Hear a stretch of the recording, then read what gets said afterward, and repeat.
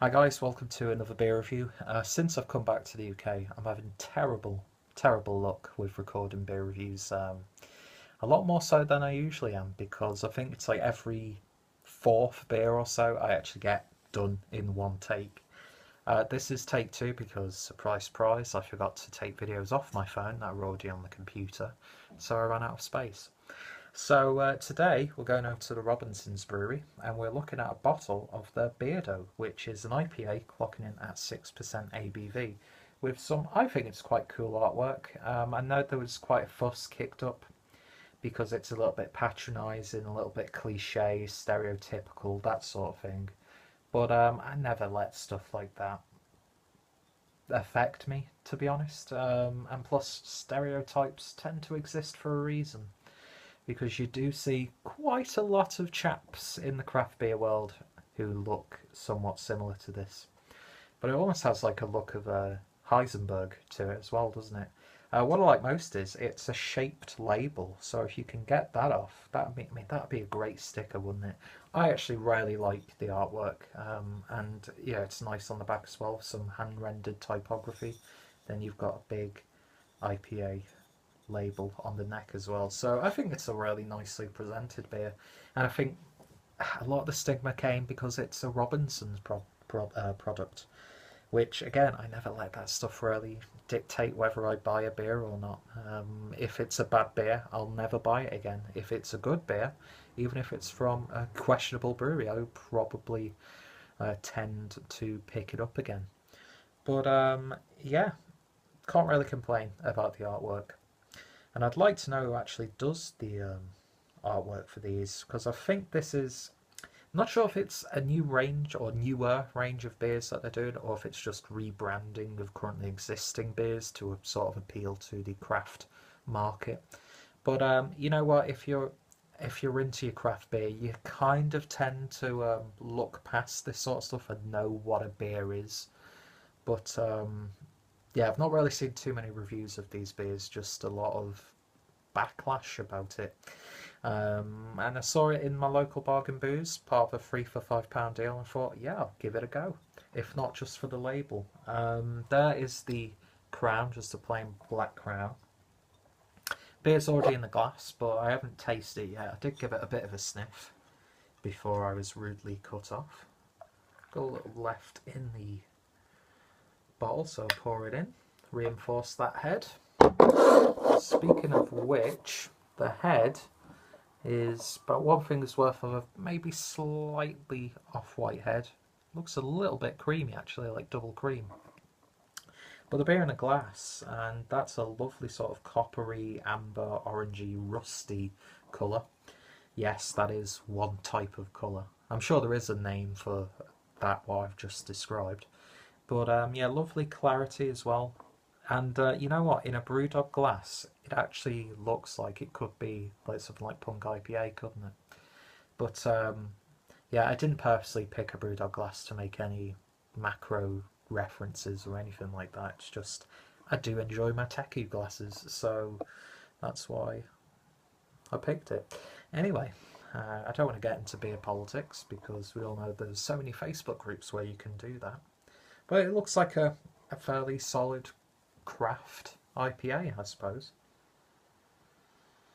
On the aroma then, you do get those biscuity sort of cracker-like malts coming through, but there is a really nice citrus kick to it. Sort of reminds me of like you can get these like grapefruit aroma to like washing up liquids.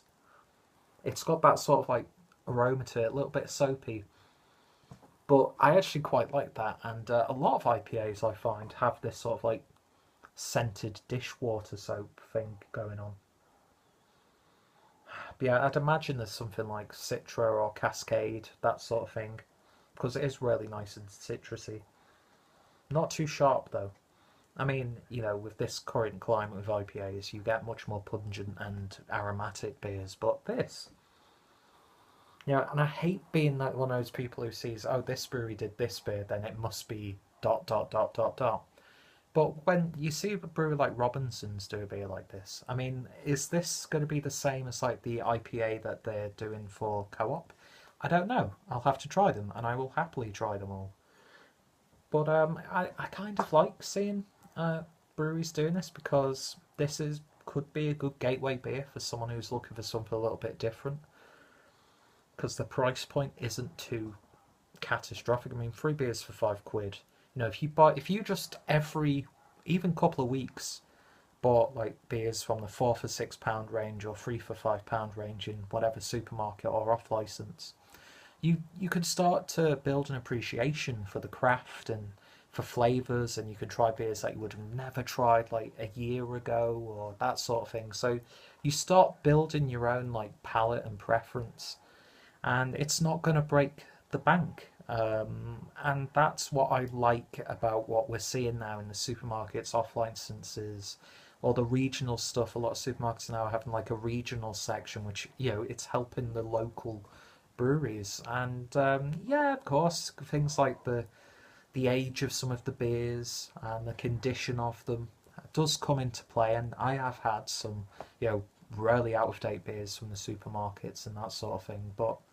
it's a great way to build a reference, and if even if it ends up being a bad beer, you then have like a reference in the back of your mind of what a bad example of like a brown ale or an IPA or a stout would be, and then you can compare that to like the most astronomically beautiful stout or IPA or whatever beer you've tried in the world. So there's a time and place for every beer, and yeah, fair play to Robinsons for trying to cash in on this one. I mean, of course, you'll get more of the elitist craft drinker who will, they will see through a beer like this, whether they're correct or not. Um, but yeah, there were like people saying, "Oh, it's just Robinson's trying to trick the consumer," blah blah blah blah blah. Who cares? As a reviewer, seeing beers like this, fantastic. And like I said, I really do enjoy the artwork on this one. But anyway, we're not here to talk about beer politics. I think I've made that joke already. I don't know. Let's and there's a word on my MacBook because it's on the cacography, bad handwriting or spelling. Yeah, I'm guilty of cacography. Let's give the beer a taste. Cheers.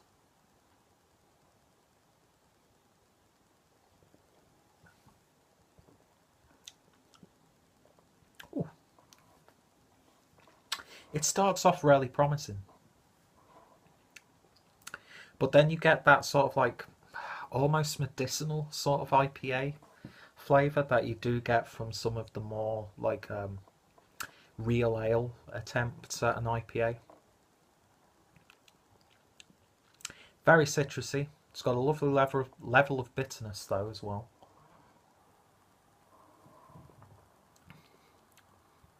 But yeah, it's one of those things where I'm sure I've tasted this before from Robinson's. So maybe it is just a relabel. I don't know. Maybe they've been, if it is, maybe they've been transparent about it or whatever. I don't really know because I don't really care too much about that sort of stuff. I just want to know if the beer's good, and if it's good, I'll drink it. If not, I'll tell you why I don't like it. I won't drink it again. Do you know what I mean? I take this hobby quite seriously sometimes, but I won't take it that seriously where I'll get upset about an action of a brewer or a brewery. Excuse me. But yeah, it's not a bad IPA. Alcohol is masked really nicely. I say that there's a very slight booziness towards the back end, but mouthfeel could be a little bit heavier for me. Does finish a tad watery, it has to be said, but you know what? There's really nothing too wrong with this beer. It's drinkable, it's refreshing, it's quaffable. There's just like this slight synthetic sweetness to it, and the malts come into play a lot more. I mean, best before date is April 2018. So it has probably had, if they're going off putting a year's shelf life on a beer, we're coming towards October now, and I'm going to look like an idiot because I am an idiot. So September, August, July, June, May. Yeah, so around over 6 months old potentially. But I don't know if age has played a factor in it. It just tastes like what I would imagine, or what I remember a lot of the real ale breweries' attempts at an IPA are. But it's not bad. I'm going to happily finish it. Would I buy it again? I don't think so. Maybe if I was to do like a live review with my good friend Dean or something like that, we'd maybe have a look at some of their range. I'd probably just for that sort of purpose. But as it is, I'm glad I've tried it, and hopefully I get a nice label to add to the collection. But it's really not ticking too many boxes for me. It's a fairly above average beer, if I'm being honest, and I know for a fact that Robinsons do a hell of a lot better beers than this one. And yeah, I don't think the craft beer drinker will be tricked by a beer like this. But someone getting into it, it does give you a slight impression of what an IPA can be. But again, I'd say there are better examples out there that you could try. But yeah, it's not too bad. I'm going to give that a very solid 6 out of 10. So if you've tried this one, as always, let me know your thoughts, opinions. What do you think of the whole rebranding and branding in general? Are you reading too much into it, or are you like me, you don't really care, and it's a nice piece of design?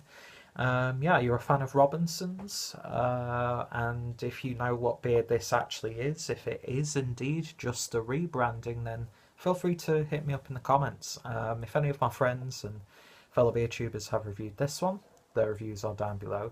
I think I've got a few Robinsons related beers on YouTube, so I'll put that playlist down below.